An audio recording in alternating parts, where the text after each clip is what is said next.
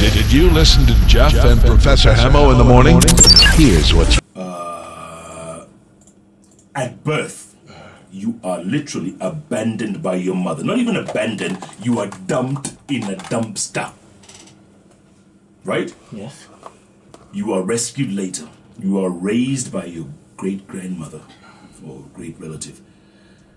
And you grow up in a, well, what can you expect life to be like? You end up being a thief and a gangster. You know how with the people we see at on CCTV at M-Pesa joints? You end up being that. After your first gig, your colleagues are shot and killed in front of you. Are you with me so far? Are you with me so? He watched his colleagues being gunned down by police. Fast forward. He has reformed his life. That's the best part. Reformed from gangster, from zero to hero. He's going to tell us his story because these days he has his own troupe dance company. He's married to a church, what do you call it? A church elder. Church. All Saints Cathedral. And he's reformed. He has reformed his life. He works with the CCTV now. He is not on CCTV. All right? This is a part of the show that we call A Story a Day. Meet Del Fasgo Kamari.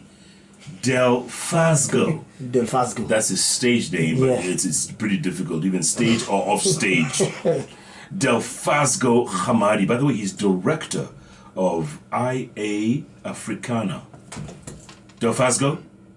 Or is it Elfas? It's DL Fasgo. DL Fasgo. DL. Hey. Manze. Swag 9. Kizugu ya nyama imepita hivi. Kushika hiyo. Lakini jina ni Festus. No. Elfas. Wonderful. Kitty. And you are 27 years old. Yeah, Tony. And you have lived a life and a half, my friend. You must be like a cat with 9 lives. Lakini your story normal. Ni Mungu tu nama? Ni Mungu wazi. God. Yeah. Anza your story. Tuanzie. So, my name is Del Fasgo Hamadi. Nilizaliwa and then my mom alinidump nikiwa 3 days old. The one mwenye alinichukua ni my great grandmother. So ilikuwa asubuhi at 4. She's the one who told me that story. So alikuwa nurse. Akiprepare kwenda job, amka mapema 3, hiyo ndio matime zake. Akaona ile towel yenye iletwa na mtoto mwenye kuzaliwa juzi. So akasema, "Hey, that towel si ndio mtoto mwenye alizaliwa tu akaletwa hapa hivi. Let me go and see. Maybe alinikangua and then nikapeleka kuna upepo." But ku approach that towel akapata ni mtoto. And the funny thing, the dogs were there. Yeah, the dogs are just there. It's in a paper, yeah? The dogs were there. So, my great grandmother, the first thing alichukua mtoto, then akaenda kutafuta mama akiulizia mother. So, kwenda kwa stage, she asked the drivers and conductors, have you seen any woman? Any woman, Jojo alikuwa amedress aje.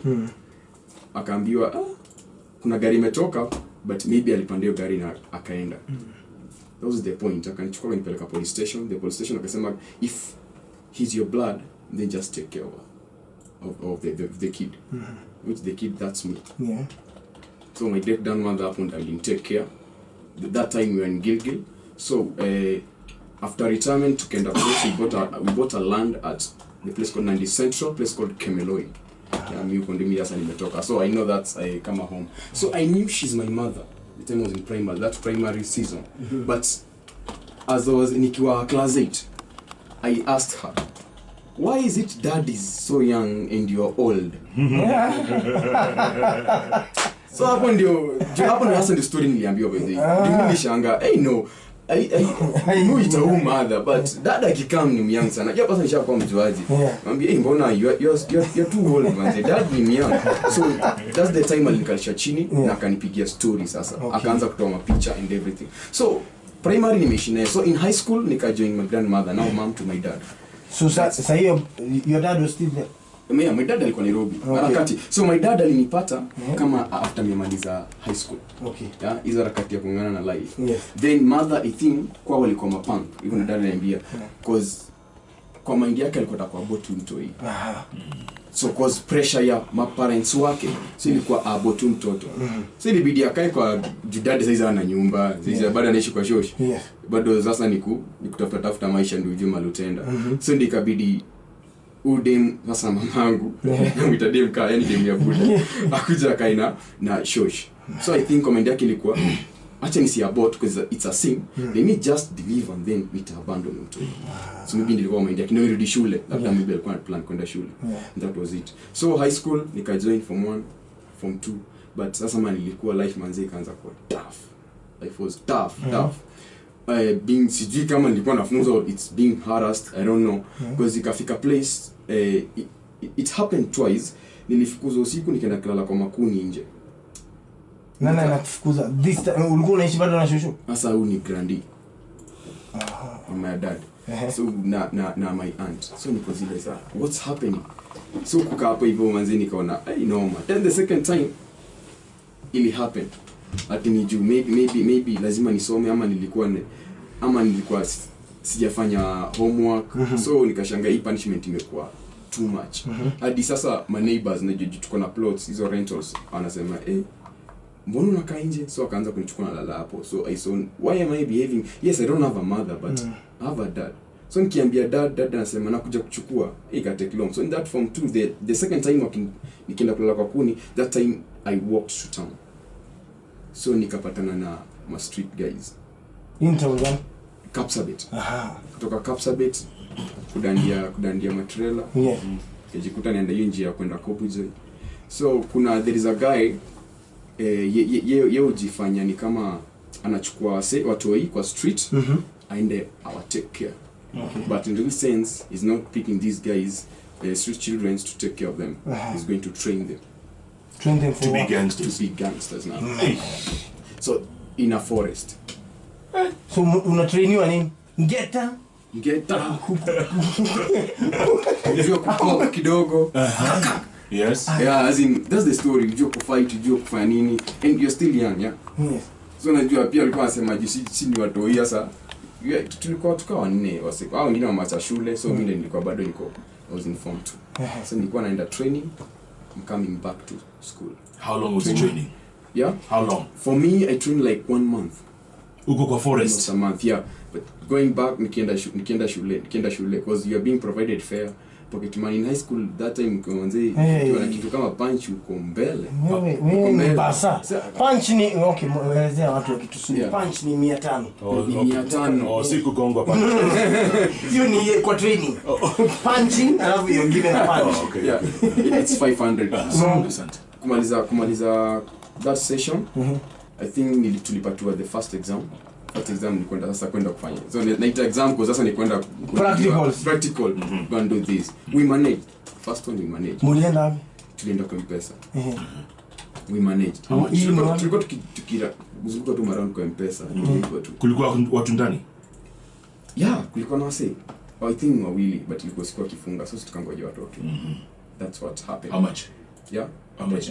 Hata siwezi jua ni how much because tukichukua do tunipeleka kwa boss. Ilikuwa mingi lakini? Yeah, kwa mob. Tunapeleka kwa nyumba ya boss. Tunaweka hapo hivyo so tazi count Saturday. So count. Tukona count do every Saturday even alikuwa anafanya. So boss that time. So the second time I think boss that time alikuwa ameenda Uganda. Boss yeye hufanya kazi za hizi materials za kushona Uganda anazileta huku. Kufanya hizo kazi za tailoring vitu kama hizo tu.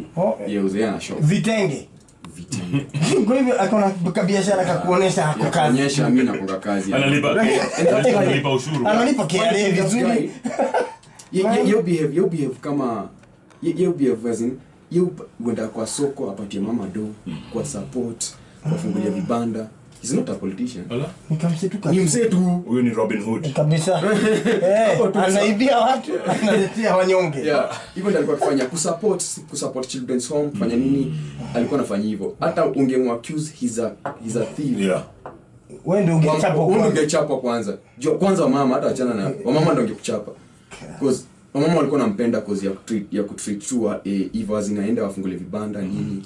Aliwa treat vizuri. Yeah. Aliwa treat. He was doing good in society. And for you guys, you can. Yeah. Sure. So atulipe pia poa.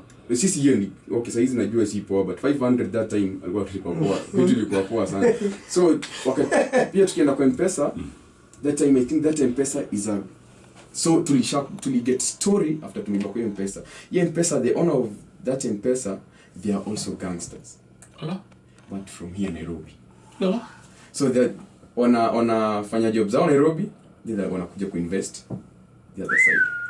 The guys with the dreads manzo mihunga wana gym. Yeah. So that time tukienda kuiba pia alikuwa amejipin. Kujipin wabaya. Hata wako na zao wamejipin. Yes. So that time wakijipin sitingaliwa young. Tulikuwa na kaprobox. Hapo hivyo pia walikuwa two of them. So kutaka kutupin na wataka sasa pia kutushoot. Si pia na tukawaangusha. Live. So kisha tulikuwa nasikia story. Afadhali wale wezi wameangushwa. Kumbe pia walikuwa wanatesa mtaa. Walikuwa wanatesa sana wase. So walikuwa happy. Hata walidhani makaraundi wamewaua. So wakakuwa happy, juu wamesumbua, walikuwa nasumbua sana wakimada wase. Sasa tukasikia kumbe tukasema kumbe pia ni wezi. So that time tukaenda kwa nyumba. So on Saturday, naweza kumbuka ilikuwa on Saturday. That Saturday tulikuwa na count do. And my friends were using drugs. So me juu nafanya party ni juu mkubwa trust. So me ndo na lead. Lazima nipate the right amount. Nimwambie this the ndio hesabu sasa. So also alikuwa anajibinga mashindano walikuwa wanatumia drugs wamedei. So mimi niko streams na count do. Count pole. Tulisikia tu bang, it was a 3. Kuangalia nje naona na sawa na uniform asi makarao. Tukadhani pia maybe ni wezi wengine sasa hasa ndio vitukujia. Kumbe ni around wamekamia maspai. Kuna tu gari nyingine pia ikatani. That part nikaambiwa tunatakiwa. Sawa kitambo wa drug tena wanataka kuchukua gani. Mimi nilihepa nikaenda nikapanda kwa ceiling juu. Kapanda that ceiling nakumbuka ilikuwa imeoza. Si ile kupanda kwa choo ilikuwa nilipanda kwa choo nikashika hiyo mti nikapanda juu. Ilikuwa imeharibika. So kupanda kwa ceiling nikakaa hapo hivyo. Nikitaka kumove hiyo ceiling juu imeoza karibu nidunde chini. So I had to kwa statue kiasi hapo. So hiyo tundu naangalia mpaka sitting room direct. Hapo ndo nilitoa swaki angusho tu. Hapo. Kilia tu. Nikasema Mungu wangu. Sasa hapa judozi nilikuwa hapo mob tunaendelea ku count. So kara mmoja venye alisema hapo ndio I think prayer yangu ilianza. Maybe pia kuna pesa kwa ceiling huko juu. So that I think hapo nilikuwa part yangu as mimi pray. And I think so now ndo nilikuja ku get kumbe God alini choose. Hiyo kudampiwa God amekuwa na mimi na mbona nataka kwenda this side. But yani zinipona naika God hasa ndo amejua mimi mtoto wake. So lazima atanichukua. As in take care. Na nijue this is my time ya mimi ku turn na nikuwe saved. Na ni change na ni accept change. So hapo hivyo ndio nilipray nikangoja kila kitu. So hakuangalia do kwa ceiling. I think walikaribia venye walisema gari nayo ikakam. So I think ili distract kila kitu na wase pia wakaanza kuja wengi. So wakaanza kusanya hizi dojo. Unajua watu wananchi wangeingia kwa hiyo nyumba. Obviously hizo vitu zingeibiwa. Hizo pesa. So wakaacha kwanza kwa stop wananchi wasiingie. Ilikuwa mchana? Ilikuwa mchana 3. Yeah. So ndo wakasanya do wakaeka huko hivyo kwa gari. Hizo process zote naona tu body bado ziko hapo ndio gari ikachukua. I think ilikuwa usiku sasa. Kitu 10 hapo. Na wewe huja move. Niko tu pale. No movement. Masaa kama ngapi? Ya move aje. That's from 3 mpaka saa 4 usiku ndio zinatoka. Inatoka. Kabisa. Hata dad najua nasikia anasema kijana wangu 6-7 hours. Yeah. So ndio au kutoka. So ni villagers. Ndio wanaingia sasa. Unajua sasa ni nyumba. Unajua kuna villagers wengine pia ni wezi wale wezi wa mtaa. So nimepata ufa nayo unapata nini nayo pasi nayo wanapita nazo kama ndio iko mahali pia zingine mwingine kwanza kuna mwenye alipanda sasa wasili basi alipanda ya bedroom Nilipata bedroom. So niliwaia choo. Mimi nasema asikuje side najua akikuja side na hii ceiling imoza nashuka nayo. Bas. Nashuka nayo chini hadi kwa choo. So akapanda akupata kitu akashuka. Wala tafuta tu pesa. Walika almost back to 12 midnight. What? Yeah. Wao anatoka mwingine anaingia. Hivyo hiyo ndio process. Na utaki kuteremka. Tuteremka. Sasa hapo ni mob just. Kwanza wanakujua Utakuchoma hapo. Hapo anijua ajimi gangster. Wako kujua ni Ajui. You have me ngali young from Mimi kijana tu mzuri mtambo. Yes. Si unaweza kupretend hata wewe ndio unatafuta. Hapana hiyo Huwezi cause unajua that time yana kuna hiyo uoga. Huwezi pretend huwezi fanya anything. So nisema that's the place to niko safe. So after wameenda wote kwa clear. Ikasikia kumenyamaza. Ile time nataka kushuka. Hivyo ndio nilikuwa hiyo siri. Hiyo mpaka nikasikia echo hiyo simu inafanya. Najua hapa kuna mtu amesikia. Nilipause kitu ka 2 seconds only na nilicount 1 2 3 4 5 take. Yaani kusikuna anything take kama kuna mtu huko bosha ngoja watu ni waoga pia. Hawezi toka. So nikatoka teke kutoka mbio na chachi nilienda. Hapo. Nilikimbia few meters kadhaa, almost a kilometer. But you said immediately when the church. Yeah. So your church, mbele ya church na altar nowadays church zinakwanga awapelekangi for baptism ya awapelekangi mtoni. Unapata church mopo umechimba hapo kwa altar then you fill water ndio wapatizia hapo. So that's the place. Jimefunikwa na mabati niliingia ndani. Wow. Nikafunika. Remember it was on Saturday. So this midnight ni Sunday. Tumamkia Sunday sasa. Unaunga kama tumamkia Sunday sasa. Utakaso. Yeah, tumamkia sasa Sunday. Naamka sana utakaso sasa ni Sunday. So kwa kukaa hapo hivyo ile kuthink ile ni kama unafikiria that image niliona Asa Kimado ndiko kwa mind yangu. So na cheki Asa anashutiwa na iona pia mimi niko na mimi nimeshutiwa. That hiyo ndio time mimi nilala hivyo. Yeah? Hivyo ndo nilala, sijui nilala. So mimi naona mazishi yangu, naona dad venye analia, naona dad venye ana regret. Naona dad venye anasema mbona uliingia hii life? Mbona kuzaa? Naona venye ana regret mbona ukinicalls. Vitu mob, naona mazishi yangu kabisa.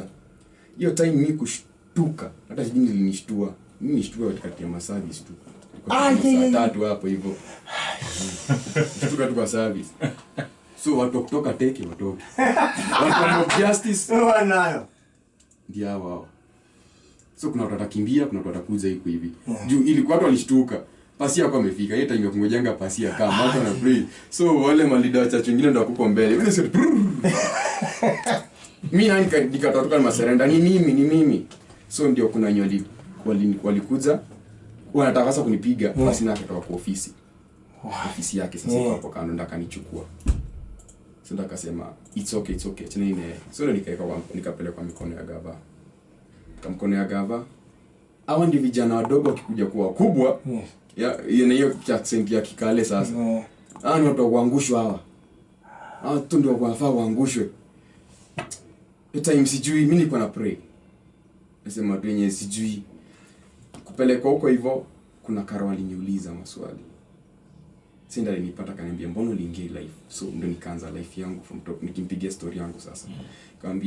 Nikamwambia tu from nilizaliwa mpaka nikaingia kwa hii life. So nikamwambia life situation ndio msukuma hapa hivi. Sikupenda kwangu. So I think hiyo karauti ni mtu amesoma. Yaani sijui I think ni pastor pia kwa hiyo kambi yao. Pia Mungu akamuonekania tu ndakaanza nipeleka counseling session. So ile kufungwa kwa nje. Ngine usipokuja kuripoti hapa daily. Mimi na wewe. Unaenda? Mimi na wewe. So ilikuwa nirudi chuo. Hiyo time niliongea. Alafu hiyo time ndio dada akakuwa msika.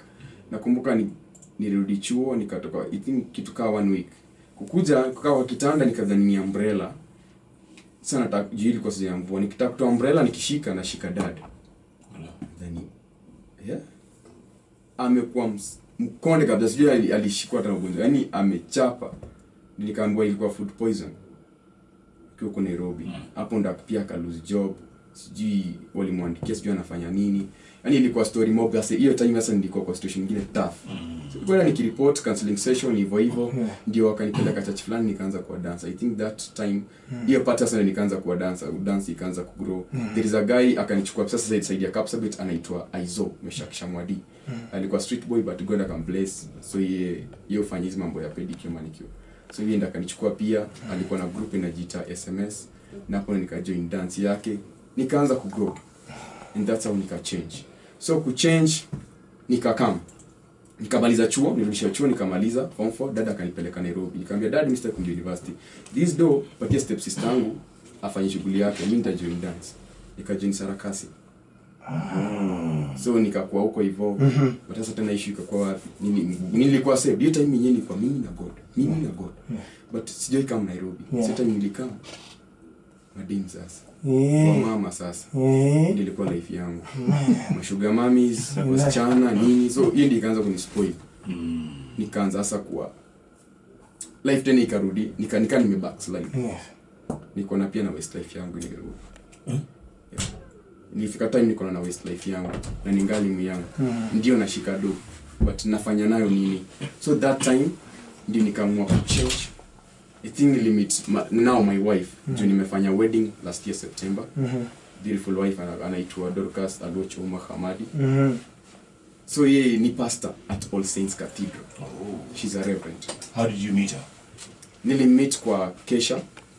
So that time ndio nilikuwa sana nimeamua this story ya mama. Ndio hata niachane na historia ya madem na mama, ni kuna producer anaitwa Ken Rush. Alisema Dielo unakwanga mbaya sana na wasichana wewe. Nafaa tuende VCT. So that's hizo makala za VCT ziko zinapita through watu wa distribute kwa baka kwa studio. Nilikuwa nashinda kwa studio sana. Kukaa tu na producer. Ndio nikalazimishwa kwenda VCT. Wakati nienda VCT nikajua results zangu nikasema, juu mimi nilikuwa nakopa kwenda VCT na kitu ilikuwa na ni encourage nisiache madem. Nilikuwa najua mimi Kanichoma. Mimi nishachomeka. Hata nikiacha sasa hata nini. But let time nenda VCT nikajua results zangu nikasema hivi ndio God, even ndio ilinigonga sasa. Hivi ndio God aniprotect kumbe. Then I need to settle. I need to rethink again about my life and settle. So that time nilikuwa Kesha cause nilikuwa nafanya solo dance, inaitwa contemporary dance, doing worships. So hapo nilipatana na my wife. Yeye alikuwa na preach. So tulikuwa rehearsal. Kesha inakuanga Friday, so tulikuwa rehearsal from Monday to Thursday. That time nilimpata kana lamba yogurt. Chupa yogurt imesha but chupa yogurt na lamba na kidole. So mwenye introduce kwake nikamwambia, udemu real aje.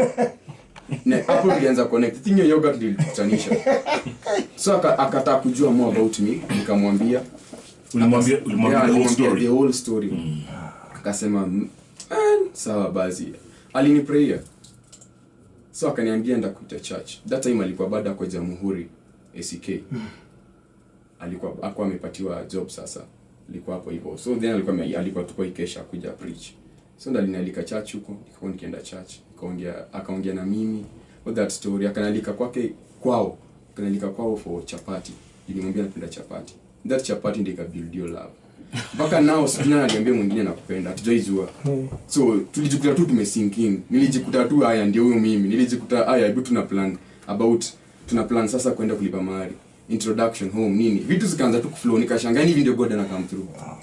Napata naanza kwenda mashow na save do na nilikuwa na save pia kadhaa kwa hivyo napata haya. Mnaitwaje crew? Ya crew inaitwa La Africana Kenya Dance Crew. That's my group. Nilitoka Sarakasi kitambo. Okay. Yeah. And what do? You entertain, you cooperate, we do corporate events, tuna entertain any weddings where tumeenda events kadhaa in this period of 1 year. Tumeenda presidential under PPMC, Permanent Presidential Music Commission. Tumefanya kama banks kadhaa. Tumeperform my events mob sana. And when you look back on your life, I mean you're only 26 now, right? Hujafika 27. So, and you started this 10 years ago. You were a gangster. 10 years ago. Unaonaje ukiangalia nyuma? Life yangu nikiangalia nyuma, I think ndio inanimotivate mimi kumua. Ili before kwanza ilikuwa ni haunt. Your life nilipitia iko hapo. Ilikuwa nikifikiria manzeni kwanza nikiona aso waseti madwa watatu walimadwa. Ilikuwa inani affect but nikasema acha iko stepping stone, sitaki pia hii life. Hii life as nikiangalia back inani motivate mimi kumove mbele, nisirudi kwa hiyo life. My goodness. mpaka now. The reactions on Twitter are just off the chains as usual. A story like this has to elicit this kind of response, and it's incredible. Baba Wambo. Yes. Frank Sertoy anasema hii show ya leo ni kama movie ya Vietnam. Wapi DJ Afro? Ora. George Chalango says this is deep. This is deep. Oli Moo, you have a listener all the way from Calgary, Canada. Oh my God, that was so close. Oh. It's like I'm listening to a certain movie. Wow, God is good. Okay, so she's asking you the question I that was on my mind as well. What happened to your mother? My mother till now, niliuliza dad, tunaweza pataje ma? He cried. Alilia tu na kunijibu, akaenda job. Nilikuwa tukaona hapa Nairobi, akaenda job. So kurudi baada nikamuuliza, mbona ulilia dad? Akaniambia history achana nayo, ikaba tu hiyo. So mpaka wa leo mimi hata sitaki kumuuliza tena. You have never met your mother? I've never met my mother since agnitupa nikiwa 3 days till now. Simjui. So would you like to? Yeah, in fact I've forgiven her. Na ningetaka kumuona nione tu sura yake anakaaje my mom, how does she look? Aliza hii kijana anakaaje? Ningetamani sana kuona my mom. Utamuulizaje if you were to meet her? What would you ask her? First ndamuuliza chenye I think ndamwambia tu, are you my mother? Akisema yes namwambia I love you. That's the thing. Hutamuuliza why did you dump me? Kwa madogi. Madogi. Yeah. Ndio umekuliwa. I think venye nikikumbukia live, I think chenda mwambia yani aone tu mimi nilisha forget your story. Hata sidhani kantamuuliza unless yeye mwenyewe anza kuniambia story. Mimi ndamwambia tu manze God tu akubless na mimi nakupenda kama imani. Kwa zina mileta kwa dunia. Do you even know her name? No, you don't know her name. I don't know her name. Even her, I think she doesn't know my name. Maybe kama anajua if ananijua lazima cause anajua jina ya dad. Maybe aende kwa Facebook ya dad angalie ataniona. Because me wambiwa each and every time mothers will never forget about the children. Correct. They'll never. And you assume she's still in Gilgil ama no because she was niliambiwa ni Mluya. Dada aliniambia anajua hiyo place. Nikamwambia siku moja tutatenda hiyo site. So I think ananiona tu yeye uniona. So maybe kwa mind yangu mfikiria maybe she's feeling guilty. Ana venye na move. So ana feel guilty kuni approach sijui. So mali yako mi ajua tu nampenda na God shall forgive na mimi forgive. Na mtakutana sio? Yeah, I believe you believe it. Gideon Kipchirchir anasema this man has a tough story and he is already inspiring lives. If people want to get in touch with you, how do they do that? Tupatie nini handle zangu Facebook account ni DL Fasgo Hamadi DIELPHASGO Hamadi, wale wanajua kuitaja Hamadi. Yeah. Instagram same DL Fasgo Hamadi. Then my crew it's La Africana Kenya Dance Crew Facebook. Instagram La Africana Kenya Dance Crew, Twitter @Africana Kenya. Yeah. DL Fasgo. Yeah. Fantastic. What a name. Now you're on the stage name Yeah, you're on the stage name. Yeah. Look, my God. If you had continued this life of crime, by the way, it reminds me of another story about a life of crime. I don't know if you've heard this guy called John Kiriamete. Yes. Remember Kibiria? Kabiria, something like that. Kiriamete. Sijasikia, nimesikia Kibiria. Umenyakauza magazeti. Huyu wa Jeneza, not Jeneza. Wa Jeneza huyu. There's another story. Yeah, huyu wa Jeneza. Mtu namjua. Shai meet naye. He's a pastor now. Yes. Anahubiri mtaa. So shai meet naye. Aliandika kitabu. Yeah. Yeye alikuwa anaenda naiba Jeneza. Anaangalia kwa obituaries. Ukiweka picha kubwa wanaenda hiyo mpaka wanakuja kwa committee. What is Jeneza? Jeneza ni coffin. Coffin. So alikuwa anakuja anaiba zile coffin noma. From the grave. The obituary, leta hii gazeti nimekuona. So kila siku wanaingia kwa obituary, wanaangalia nani ameweka picha kubwa. Kumaanisha huyu ako na kakitu. So it'll be a nice coffee. So wanaona hapa kuna bili. So wanatuma watu kwa hii committee. No. Yes. Committee. They are in the committee. Yes. As who? Hata wanachanga. Wanasema wanamjua. Unajua mwenye anatakiwa kanushe amekufa. Hayuko. Yeah. So wanasema sisi tunamjua. We knew and they insist on being in the committee. Na wanakaa kwa committee ndio wajue mipango yote. Wanakuja na nini? Wanazika. Alafu jioni wanakujia jeneza. Wanakuja kuiuza. So one day the thing Jeff chenye nafurahia nime impact life ya wase. Even my dance crew nini yetu ni to impact people's life through our talents. But for me wenda mtaa nimekuwa nikistay Kawangware, hizi ni stay Dagoretti South huko Kabiria. Kawangware nimesave life za maboys wengi sana through telling them my story. Kuna mwingine alinipata na alikuja na gun akaniattack tu. Nikitoka tu Sarakasi usiku hiyo time. Akaniattack tu. That was 2015. Mimi nilimwambia budo nataka kunishoot. Ni sawa basi, si shoot.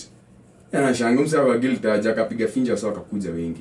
So kuona kuna yakaanza kunijua ni kama alipiga nini? Hiyo sasa haita wase. Kumbe hakuwa peke yake. Yeah, kulikuwa na matanga hapo around. Mimi niambia wase ni aje, acha niwakalisha hapa niwaambie. Hivi tu mnafanya hii wizi, hakuna wizi mnafanya hapa hivi. Na unawaambia tu live. Nawaambia live, hii ni ujinga mnafanya hii.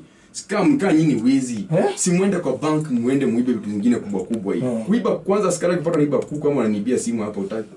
Unaona mali. Na bunduki. Nikamwambia hii si vitu za kufanya hivi. Nikaanza kupiga story yangu. Nilikuwa hivi. And the only way ya hii wizi it's death. Yeah. And it's a nani death pain. Hakuna shortcut kwa hiyo life. Just nimeona watu wangu akiuawa. Yeah. So mimi pia ningeuawa ningeendelea, but the thing is nili change. So mkitaka manze life yenu kwa fit ni change. Wakasemaje before? Wase wengi wamechange. Through my story wase wengi wamechange. Walikuwa ma strangers. Hao kama stranger ni mabeste. Si waliniacha wakaishia. Wakaniambia buda sana, nikamwambia chukueni hizo mbili mwende mjipange nayo. Mimi nikaenda kwa Keza. Mimi nikaenda kwa nyumba hiyo. Yeah. Mchana nikapata moja akamwambia I think life yako ndio inaenda kuisha. Life yako inaenda kwa end. And I'm seeing a red line. So it's better you change. Badilika ama ubadilishwe. Na huyu mwenye alikuja akawa recruit. Anaendeleaje? Huyu wa vitenge. Boy tu wa vitenge, wa vitenge nikiwa huko Nairobi mimi nilipigiwa tu simu. Ni aje? Unajua nani alidai? Aya. Serious nini ili happen? Kama iba gari kashutiwa. Na ndivyo nikasema Mungu asante. Juu wengi ange recruit. Yes. Because that's the life. Ange spoil life ya youth wengi saizi. Nishaenda huko home. Mimi huenda makarao tunakutana nao wananiambia buda ni aje liko poa, naenda nao na kani nyama choma tunaishia tunakula. They are my friends. So unapata life haiko venye ilikuwa. Saizi wase wako na mashughuli wanafanya. Yes. But kama msangekuwa bado wangekuwa hivyo. Nasikia story bado maboys wenzangu huko naona bado wako tizi. Hiyo forest me visit. Nikienda home, me visit your forest. Na cheki nasema yani hapa ndo nilikuwa na training. Cheki. So napata iko safi siku hizi imecleaniwa. Hakuna kitu kama security iko tight huko hivyo. So manze God alinisave and me mko happy. Hakuna as in saizi ni yani nilikubali change. And change must start with you. Usingoje uchenjiwe. Juu nini unafanya? Kaa chini, mimi mwambia my youth usiseme ati nikifika 30 ama late 27 29 ndio taanza kusettle. Saizi hii najituko nayo hii. Hata tutumie kujua kudetermine future yetu. Saizi mimi nimedetermine future yangu juu nilichange nikakubali change. And mpaka 2018 nikasema 2018 lazima nitafanya wedding kubwa na yani na nilikuwa na kila kitu ni bike upload. Na ili manage. Nili work hard na nika pray God na imework. And if you're blessed with children with your pastor life, are you going to tell them about your life? Utaambia? Exactly. I'll tell them about my life. Lazima wajue mimi. Utaandika kitabu? Yeah, I actually tuliongea na I met Lumumba, Mr. PLO Lumumba. Then namsalimia mahali yako akasema aliniambia he will do something about that, about writing my book. So bado sijamit naye, but bado nita look forward to meeting naye. It's an incredible story. Folks, remember the name D.L. Fazgo Hamadi. D.L. Fazgo.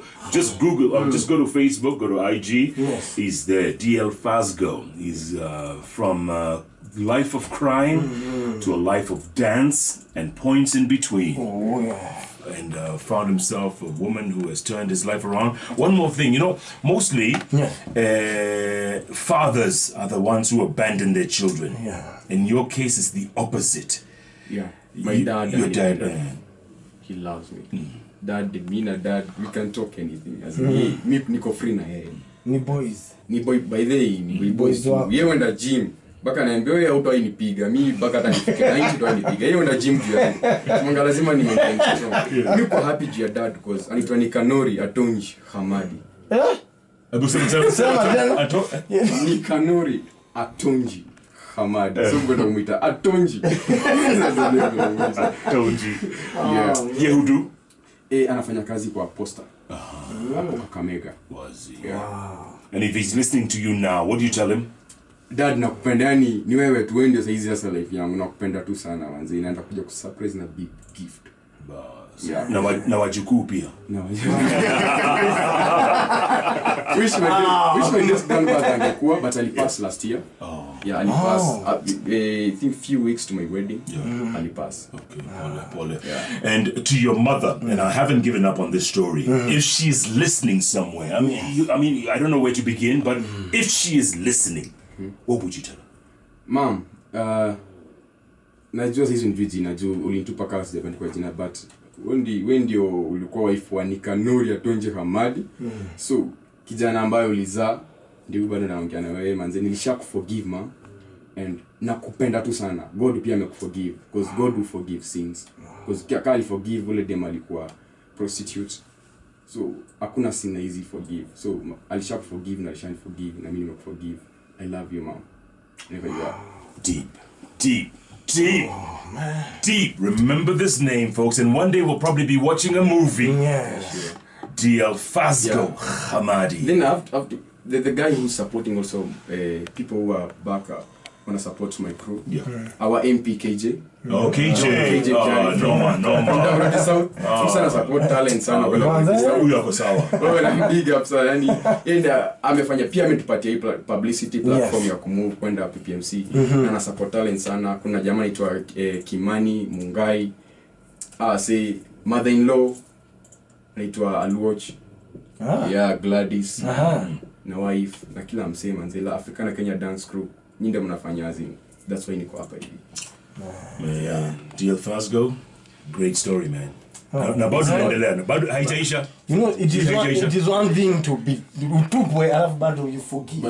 After him, on top of that, it's on not top of that, God must be working. Your mother, by the way, DL Fazgo, if your mother ever gets in touch with you, would you let us know? Yeah, sure. Tafadhali. I will. Tafadhali. Yes. Would like to meet her here, would like to interview me wawili mkiwa hapa. Yeah, sure. Yes. I will. So, in case to imparte, that's the first thing. Exactly. All the very best to you. Asante sana. Thanks for sharing your story. Yeah. And you have inspired a whole generation of people. The tweets are just so many, we can't even read them. It's the top of the hour. But this is what we call a story a day. Jeff Koinange and Professor Hamo every day, Monday to Friday from 6 a.m. to 10 a.m. only on Hot 96.